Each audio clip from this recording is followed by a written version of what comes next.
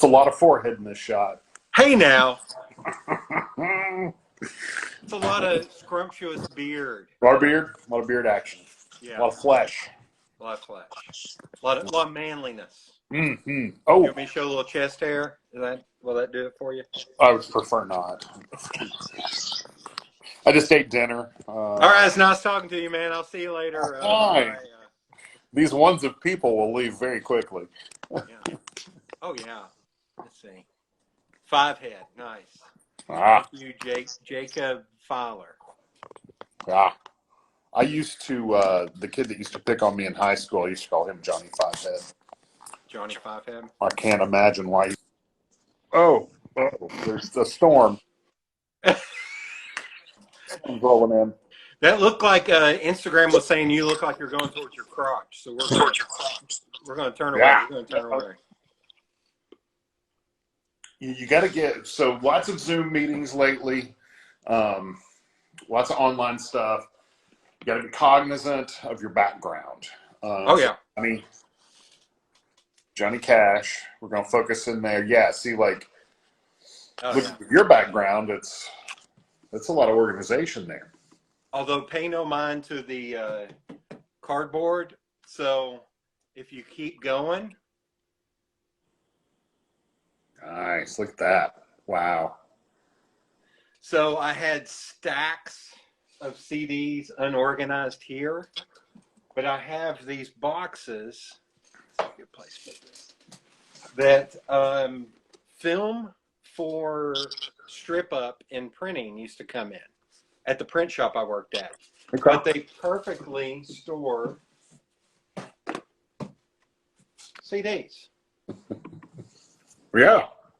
So I have a dozen of these, and I finally put all my CDs in alphabetical order, and this is my stack of I don't know what to do with these.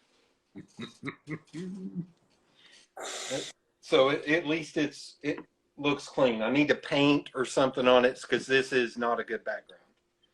Looks like I'm trying to. I'm sure you could put like maybe a filter or something on where it almost looks like woodwork. Yeah. Maybe if you did some darker tape, maybe you could get creative later. Hold on. Here we go. Oh, I'm sorry, everyone. I've made Joby leave. This is sad. This is like a couch. Now. So there we go. No, not as sad. Look at that. Now, how many times will I roll over this during the recording of this? 4 times. Okay, I'm gonna write that down. So, how are you doing? I'm good. Good. How about yourself? Good. Is it? We'll get into what you're doing right now, but how has that been going so far? Things are going well. Professionally, personally. I think as well as it can be. Yeah. At a time like this, so. Personally, I just made dinner for the family. I made some ribs and roasted a pork loin, lots of vegetables. Again, thanks for the invite. That feels good. There's this, I don't know if you've heard, but there's this COVID thing going on. What is that? I know, right? It's a SARS. COVID, I think I took that in college. Mm-hmm. For my allergies. Yeah. Allergies. So in this time, you are Stanton of PostModern Spirits. You distill fine spirits. We make alcohol in Knoxville, in the old city. We make lots of gins, lots of cocktail-friendly liqueurs, single malt whiskey. We love working with tons of local folks, local brewers. We team up with local brewers to make local whiskey out of local beer, and just kind of fun things like that. So we explore kind of older styles of liqueurs, amaros, things like that, and go from there and make fun stuff. And a lot of it is all about making spirits that are really fun to make cocktails with.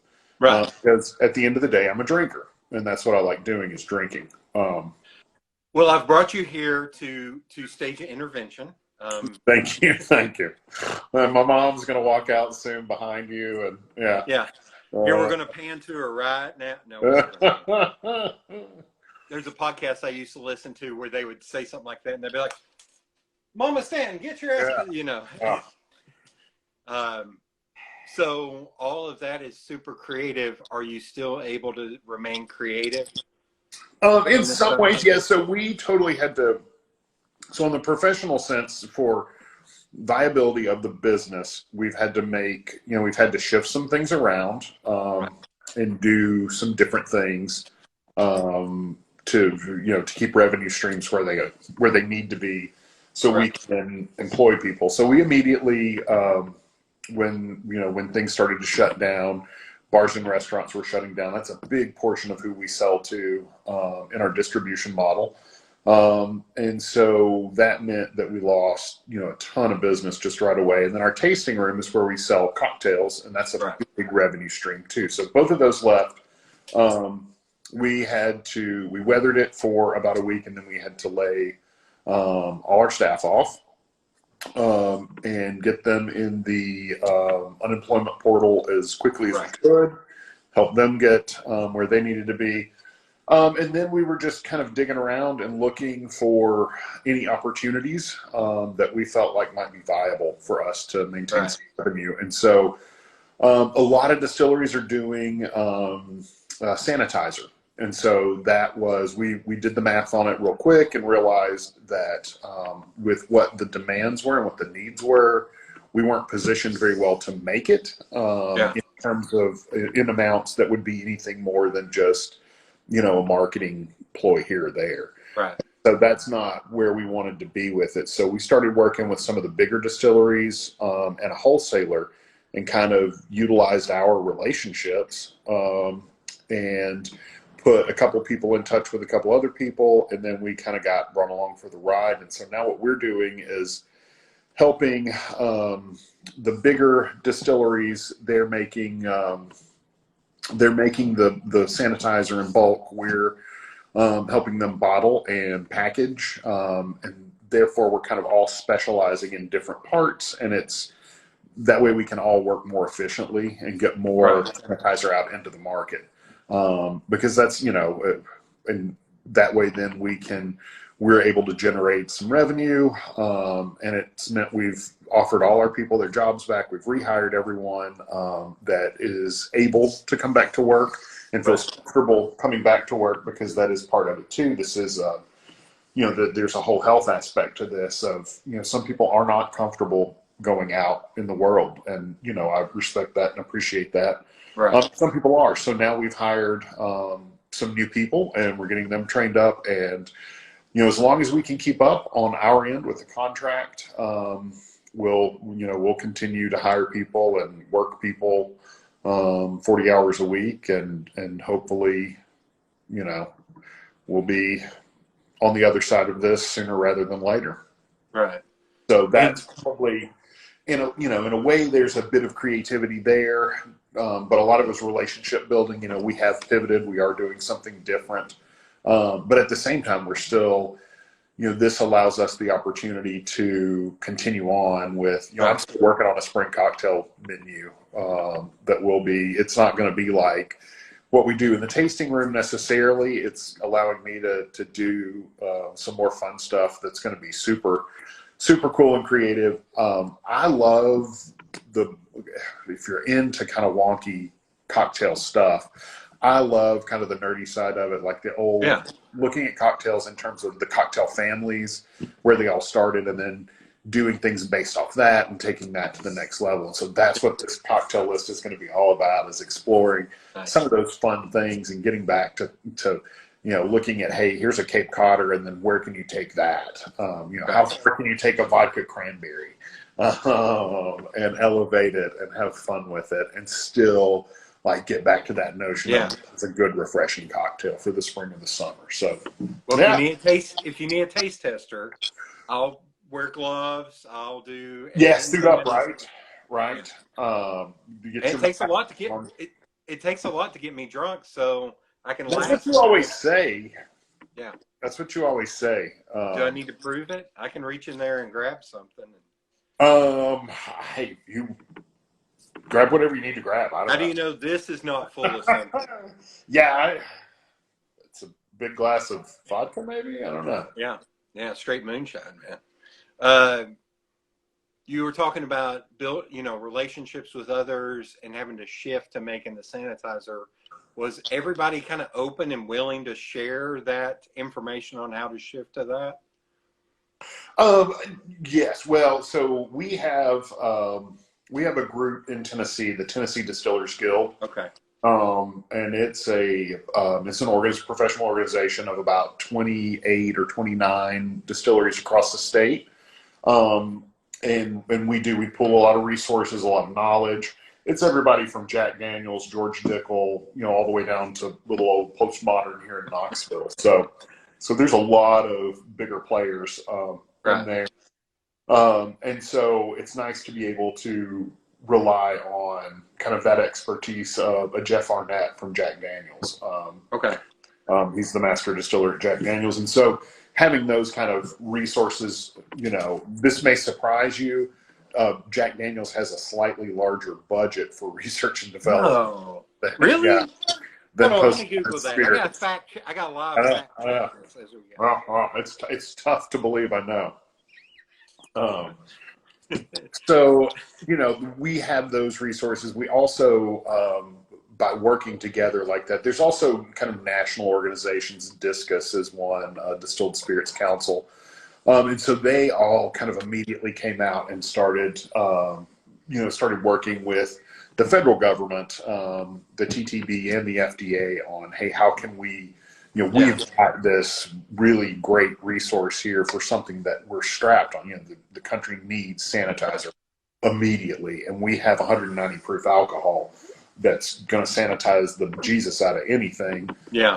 How can we get this into the stream and make it be something that is safe for people at the same time that it's maintaining safety throughout. So, we kind of are very fortunate in that we've, hung in there and done the meetings and built our reputation on being a good community member in that. And so that opened up a lot of doors for us.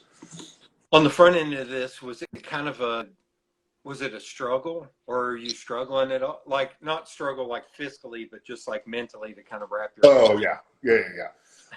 So I like how quick that was. Oh, yeah. Oh, yeah.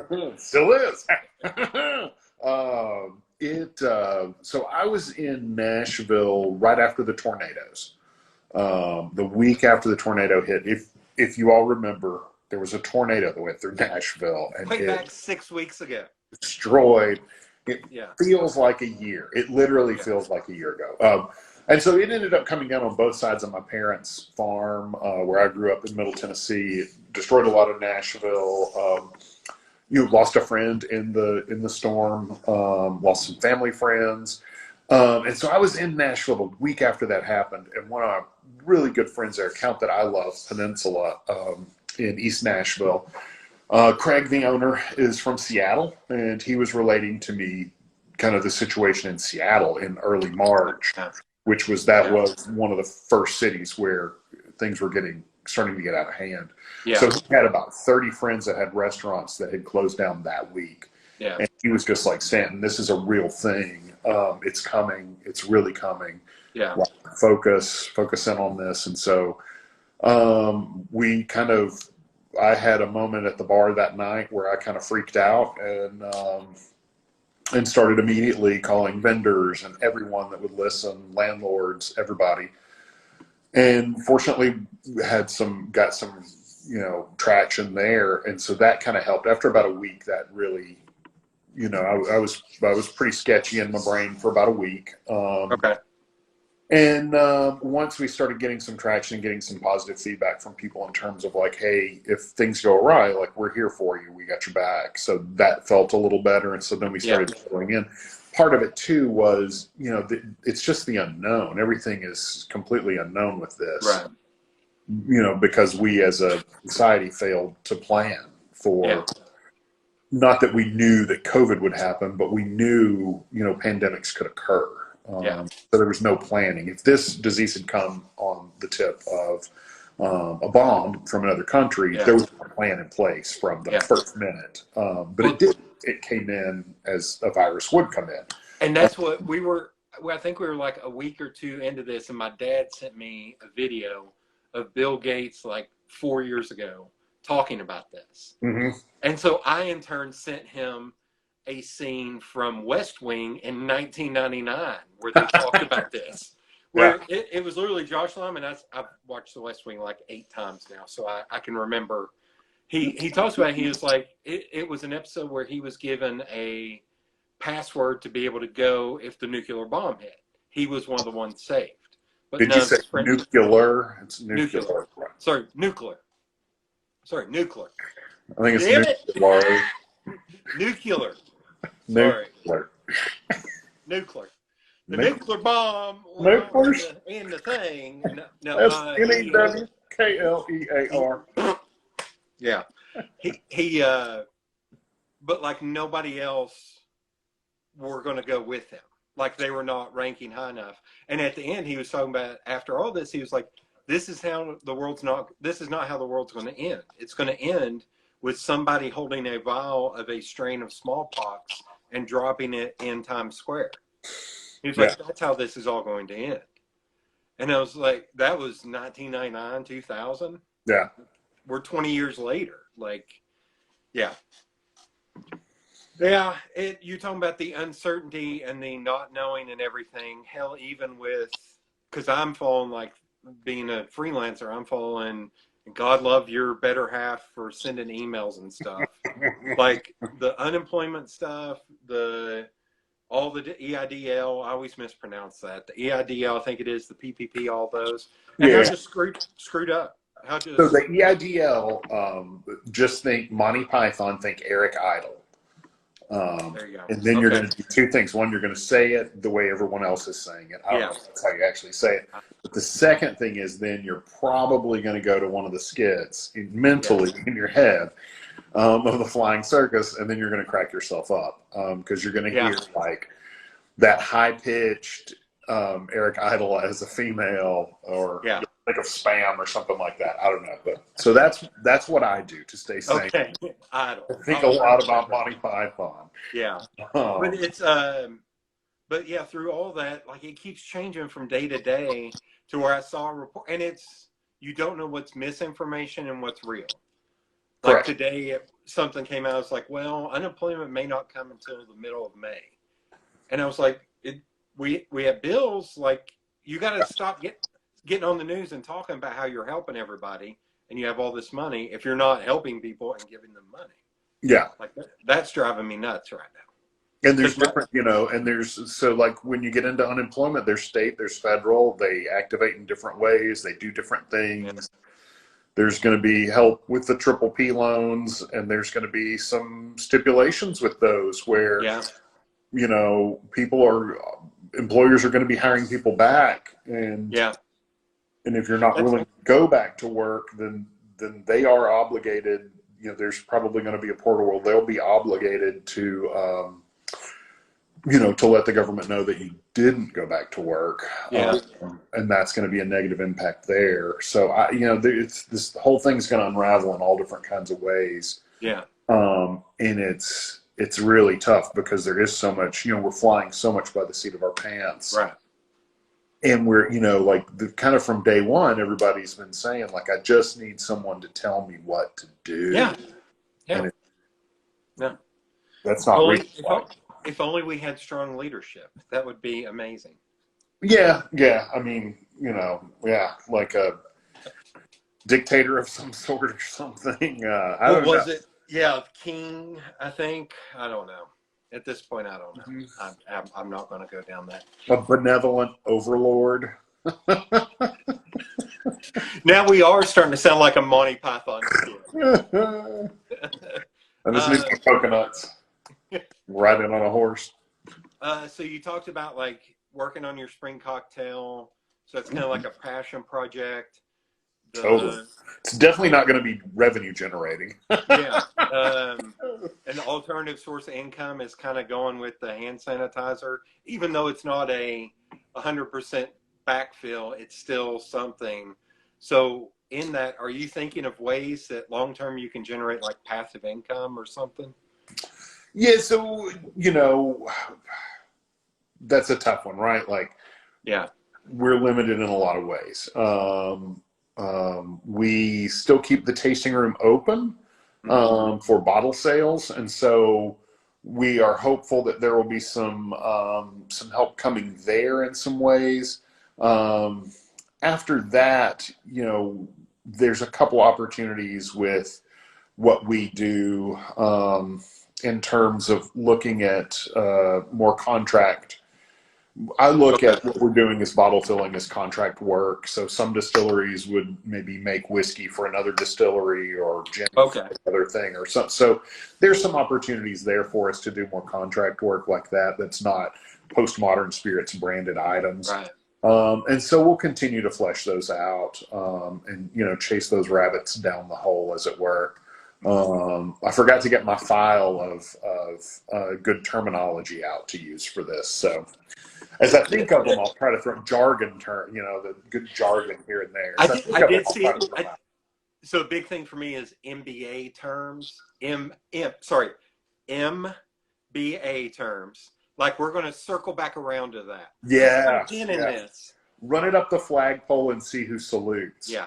Let's. So when I worked for a corporate restaurant, I had a nice file of about 100 or so of these, and we out before we had our monthly meetings with the big corporate overlords. Yeah. And we would all keep tally of who could work in the most, and there were extra points if you didn't if it didn't make any sense at all, but it still sounded good. Yeah. So if they did, so that should count as like a double point or something. Yeah, You're able to right. Being creative with it. I think a lot of what we're doing to stay sane, and what we're trying to do too, is spend a lot of work on stuff at home too. Work on the home life. And I kind of toy with notions of whether I like to think of a conservative person, like dip my toe in the water. But I realize kind of when I'm doing stuff at home, a lot of times it's a big leap for me. So I think, it's important to, right now, I think it's important to give yourself a lot of space to contradict yourself, if that makes any sense. So, when I turned 40, I got kind of down a few days after I turned 40 because I thought that was something. Turns out it's not. But I love tinkering around the house, but I'm not even good at it. So I usually try to tell myself to limit it to small things. But the morning after I turned 40, like literally at 7 a.m, I just got crazy. And like the next thing I know, I'm pulling the clawfoot tub out of the downstairs guest bathroom. Cause I'm like, I am so sick of how this bathroom looks. And I'm ripping the linoleum out. I'm doing it like cute, like just took a big swing at it. I've never laid tile. Yeah. I've never plumbed anything. None of that stuff had I ever done before that. I've sort of tiled now, but that's kind of, so I think right now is kind of a safe time to, if you're normally someone that takes big swings at things and you don't feel comfortable doing that, then don't, maybe grab 2 books instead of 1 off the shelf to read or something. And so don't feel bad if you contradict yourself. Did you pre-warn Adrian that you were doing that? No. No. Did not she living come home that and just be life. like, oh God. So it was a big. I think it was actually my 41st because my 40th we were in Kentucky. Looking at breweries and distilleries, drinking bourbon and drinking beer in Kentucky. I think it was actually my 41st, and we had entertained ourselves well the night before, and so she got up at like 8:30, and by that point, like the tub was out, the linoleum was up and out, the sink was off the wall, the toilet was out. and I was getting ready to go to Lowe's Depot and buy a new toilet and pick tile for the floor. And I'd never laid tile before. And so she convinced me to like look at YouTube and watch some videos on putting tile down. And so I did, and realized you had to put down like a backer thing first, and you might need a saw to cut those. So again, better half. I'm sticking with better half. Totally. And so yeah, it turns out that was 3.5 years ago, almost 4 years ago now. And that bathroom's mostly finished. It took me 10 minutes, 20 minutes to demo it. It's taken me 3.5 years to put it back together. So you got about another 3 months on the couch, or? Nah, she works too much. Yeah.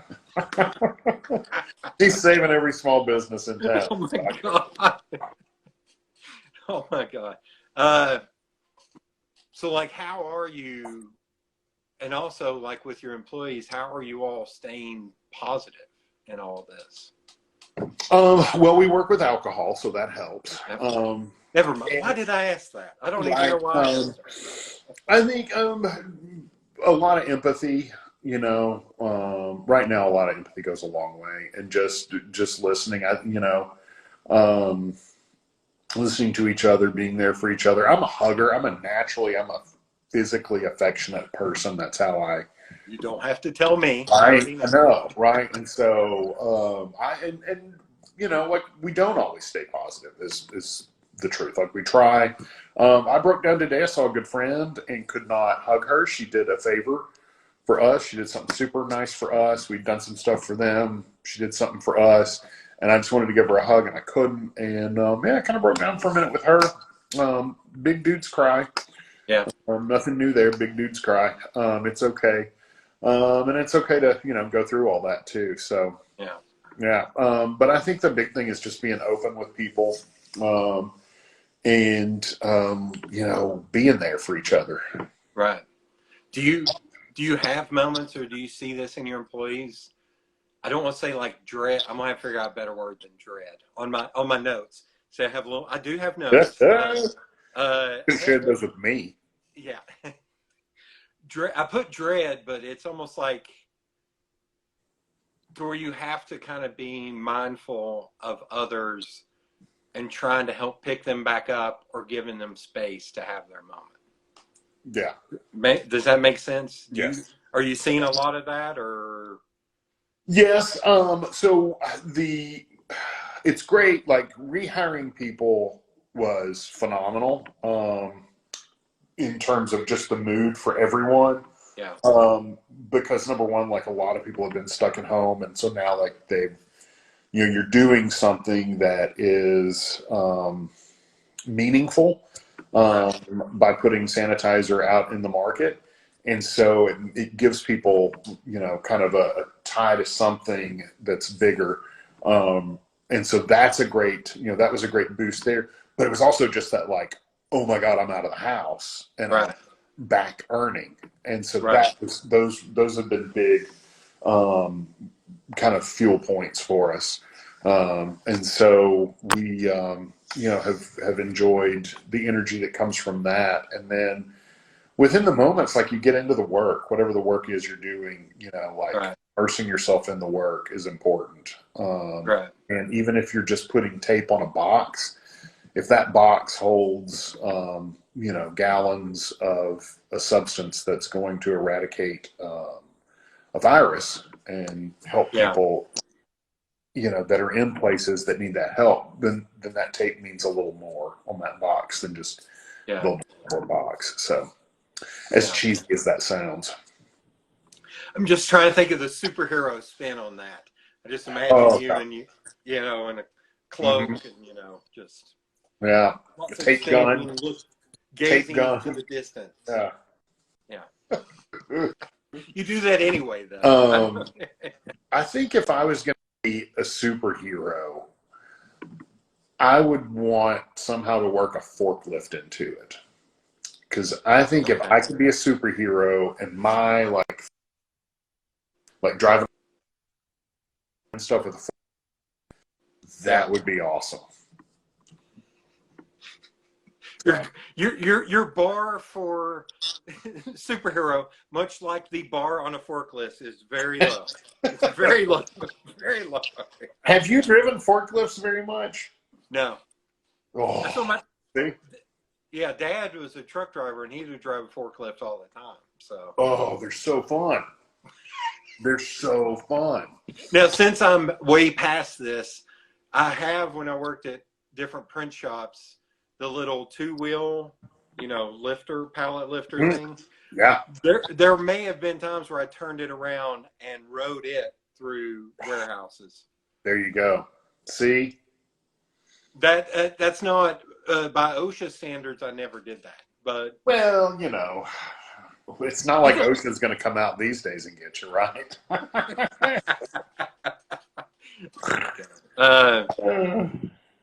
So, are there other ways you remain active, or are you you talked about cooking a lot? You keep labeling that in my face. Mm-hmm. Definitely. So, cooking was my first professional gig. That's what I did for years. And so I think naturally, I think that's, I think you return to things that you're real comfortable with. Right. And so for me, that's a big one.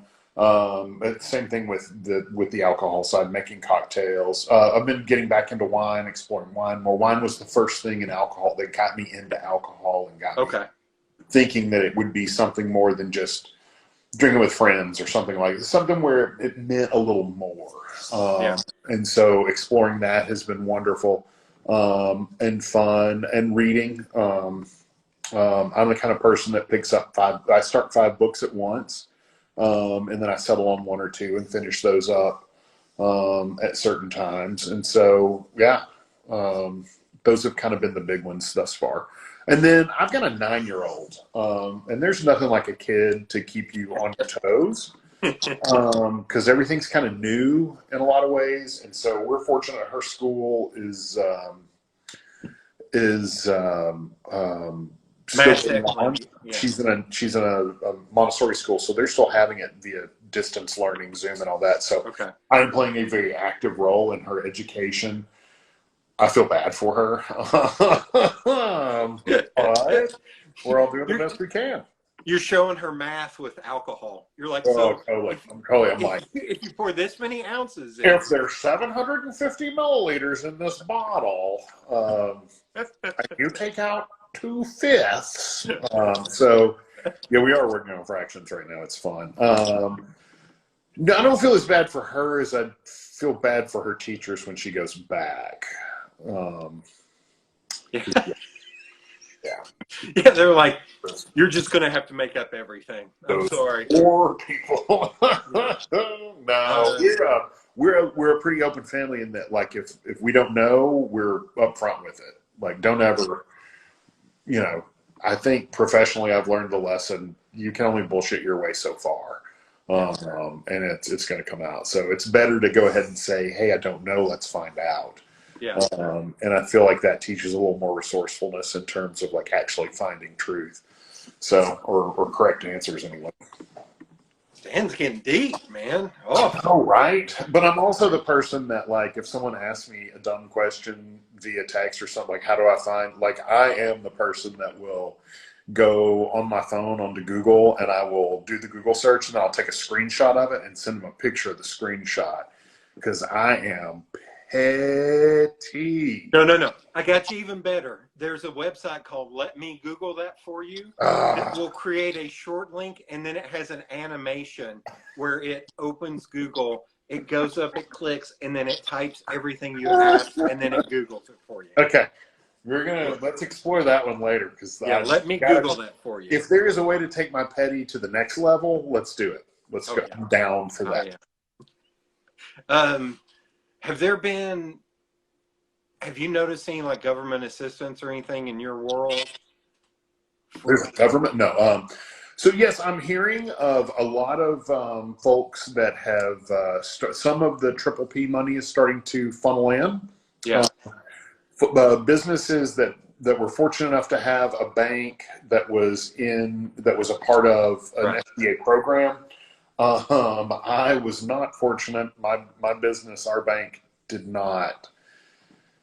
They did not participate, and they chose not to participate. Same. So that was pretty awesome of them. It wasn't awesome. And so they'll probably lose some business Yeah. down the road, though I'm not going to name them because I don't want to. Although I think it was crummy. I saw one bank that was participating that they did like a targeted sponsored ad on Facebook or Twitter that said, "We are participating. If you want to bring all of your business to us, we will gladly help you." I was like, Right. there's a Well, special we were place in hell. fortunate. There was Citizens National Bank worked with us and helped us out, and they're Sevier County based. They didn't need to, they didn't have to, and the lady was very straight up with, I was just like, this is amazing, like, this is how you get deposit accounts and things, and she was just like, we are absolutely not even thinking about, like, she was like, we gotta get everybody through this, like, that's the important thing is that we maintain the community. So what we're seeing now, yes, some triple P money is starting to come through. A few places have gotten that locally that I know of, which then means that if they've laid people off, they'll be rehiring them. They need to get people back up to kind of the level of payroll that they had before. You think you got to work up to like 75% or so at least of the previous payroll, and so they'll be hiring people back. There's going to be some more as that comes through. There's going to be some more regulations that come in. They're going to have to define some things a little better. Right now, there's some differences on what SBA is saying the rules are versus what Congress said the rules were going to be. So they're going to have to come together federally and figure that out. So there will be some guidance coming through. The key is if you're going online, you're looking at stuff. Take everything with a grain of salt unless it's coming from an official government site. And so if it's not a .gov kind of thing, don't, like it's just people pontificating. Adrienne, my wife, is an accountant. She crafted a very good letter to really smart, even like other people, like the accountants talk. And so she was talking with some of them, and even like the smartest of the smart ones aren't, nobody knows exactly. It's nuts. Thing. So we're seeing that. I just talked to someone who their Eric Idle loan came through. It wrote in on coconut husks clicking together and was delivered. I prefer passenger pigeons, but to each their own. And so starting to hear about some of that, and then talk to some folks that have been in the unemployment portal. And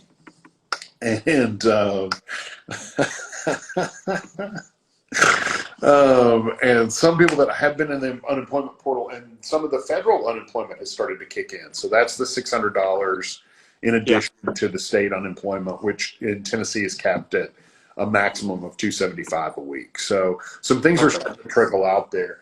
I have been working with the U.S. Bartenders Guild. I'm working on orientation for their BEAP grant program, and that's a program for, there's a lot of hearts flying. God, I'm going to have to give him a shout out, Matt, for just loving the crap out of this video. Yeah, I wonder. Here, I'm going to type something. So, he's drinking.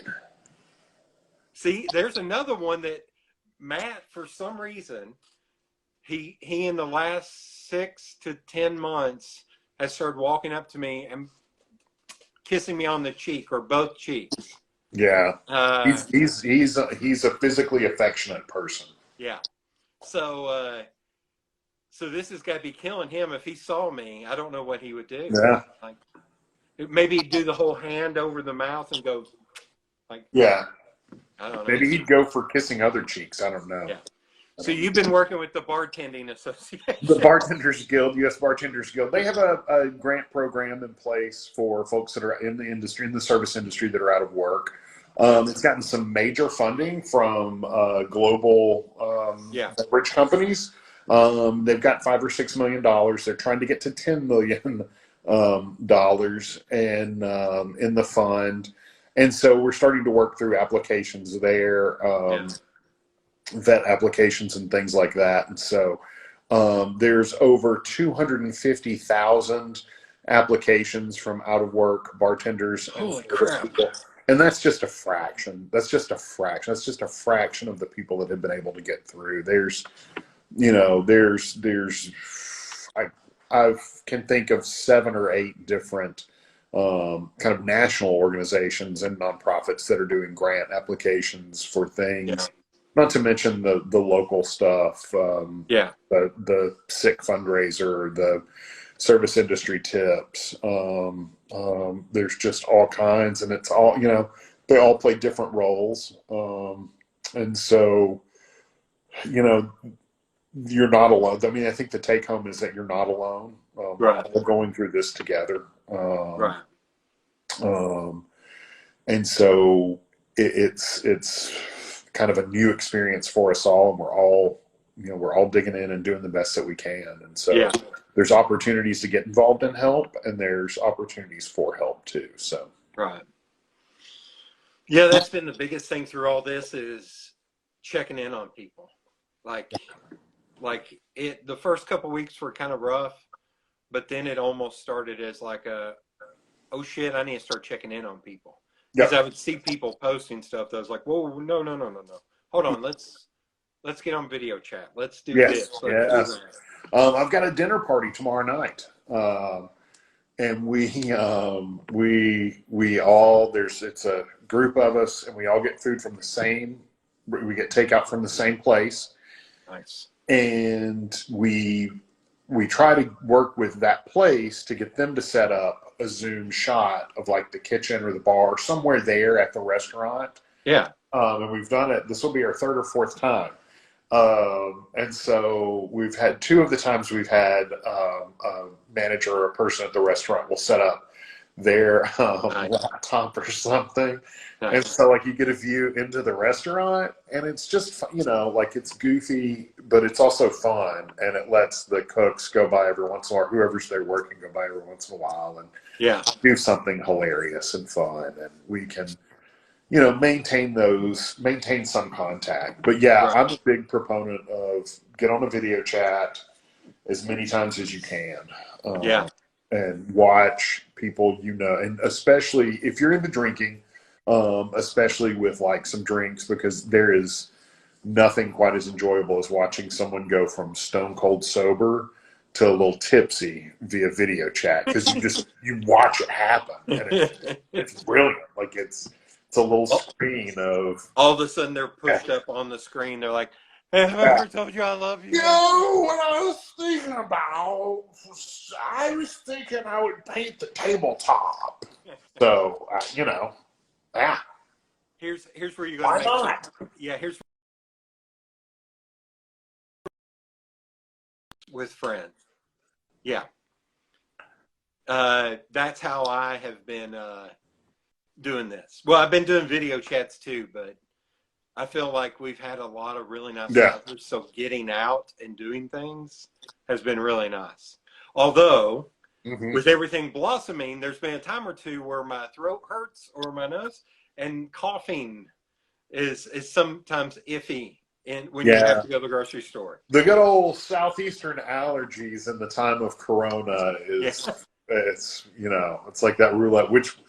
Which game am I playing today? So there have definitely been some times where I was like, I need to run to the store, and I'm like, I need to let this Claritin kick in a little bit first. Although, I did read an article today where the guy was talking about he was walking, I think, in New York, and he said the problem was everybody had the same idea, and they kept seeing people huddling together. People who did, groups of people. And he said all he did to one of them was he started walking towards them, and he went, and he's like, they were just Yikes. So now I know that when I go to the store, I'm just going to cough if they get in my way. Say, no. I didn't actually have to cough. They were being a dickhead. Yeah. Do you grocery shop? Are you a shopper? Mm-hmm. Is that a thing? Okay. Have you been to the grocery store? I've been, I think, 3 times since all this started. I've got to go again. I've hit the point. because the problem I'm running into is not being able to find meat or beef or chicken, like stuff like that. I'm like, if I could buy enough to freeze and be okay for 3 weeks, I would do that. Yeah. But every time I've gone to the store, it's been so limited. I've kind of been stuck to where, like, crap, I got to go in another week. Yeah. Like, That's why I love Three Rivers Market for my meats and sourcing local meats. I do try to do my eggs and my dairy and my meat yeah. there. I love Three Rivers, but I don't go there for toilet paper. No. Bidet adapter. I'm telling you, it's a game changer. Yeah, yeah, I agree. So I ran a water hose into the bathroom. Adrian wasn't thrilled. Oh, I thought in my head, I'm just picturing like the little hose in the kitchen sink to where you're just like, hose it like down. That gets enough. Oh my God. Okay. Did you have a chance? Did you know about the video that I sent you, or that I told you about the Nick Offerman thing? No, and I haven't had a chance to see it. So, okay. So what I've been doing on these is homework at the end. So it's something I think is creative or interesting for people to go and watch. Now, this one I sent to you because it deals in spirits, but it also, you don't have to watch the whole thing. So years ago, Nick Offerman is really tied into Lagavulin. Like, that's his beverage of choice. And he did this thing for Christmas one year where they contacted him, and he sat in front of a fireplace, literally with a drink, for 45 minutes. And he just sat there. I don't think he moved or anything. And at the end of the 45 minutes, he took a drink, and it just faded out. And then he did another one on New Year's Eve where he stood in front of the distillery, like leaned up on a fence post, and you can see people are doing stuff behind him, but he's just staring at the camera for an hour and 2 minutes. And then at the end, the fireworks goes off and he takes a sip. Like, it's, for me, it's the most brilliant, like, marketing, because I remember I was sitting I still had a job, and I had an iPad at work, and I just put up his Yule log and let it go for 45 minutes. I was like, is anything going to happen? Like, this is fascinating. Like, and now they've got it where they've redone it and cut it to where now it's 10 hours of that with it just going in the background. I think it's because at that point, like, one of the biggest things on Netflix was the Yule log. Yule log, yeah. So Lagavulin was like, screw it, we'll just get Nick Offerman to see her for 45 minutes. Sounds good. So that was the homework. If you go and look for Nick Offerman Yule log or Nick Offerman New Year's Eve, you'll be able to find them. It's fascinating. So I don't have to sit in front of like a fireplace for a couple of hours and then take a drink. You're not. Yeah. The way you got it set up. To watch someone else do this? No. Here's what we'll do. I can make cutouts to look like fire, and we'll put a light behind them that flickers, and we'll pipe in the crackling. Yeah. And you'll just sit in front of it. How about that? I'm gonna have one hand off screen, just crinkling up some paper to make the crackle noises. Oh my God. The most janky version of this ever. Yeah. That's what I bring to the table. Only if you start out walking up and open one of those folding chairs to sit in. You don't sit in a big comfy like leather chair. It's just like, here we go. That's what I want to see. Okay. Well, that was the homework, was to just that it's fascinating to me and it's creative and it got a buzz going. Yeah. And that got released like 4 years ago. Yeah, 4 years ago. And then a year later, they did the New Year's Eve thing, which was fascinating to me. Yeah. Huh. So that's it. He's got a whole series of videos on here talking about like the history of whiskeys, distilleries, the barrel. They're all like 2 minute long. There's one here, him shirtless. So that'll be fascinating to watch.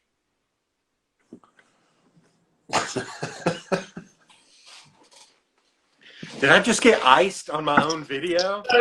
Sorry. I think Matt just rejoined us. Yeah, he did. Ron's favorite book is... Oh, he's sorry.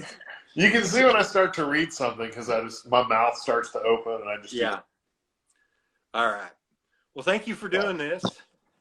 Thanks for having me. Can you believe we've spent 51 minutes doing this? I know. 51 minutes of your life you'll never get back, Jody. That's fine. See, I am big on our mutual friend Sean Pointner. Mm-hmm. So there have been times where I've been sitting with him at 2:30 in the morning on a Wednesday night, Thursday morning, smoking cigars, and then I have to get up at like 6:30 or 8 in the morning. And I always say I'll never regret getting a lack of sleep that night. I'll always regret at like 10:30 being like, I gotta get up early in the morning. Yeah. So I never regret these times. You're a good man, Jody. You're Hardly. a good man. Hardly. Thanks for having me. Yeah. Stay safe. Same to you, buddy. Keep doing your thing. Thanks, man. See ya. See ya.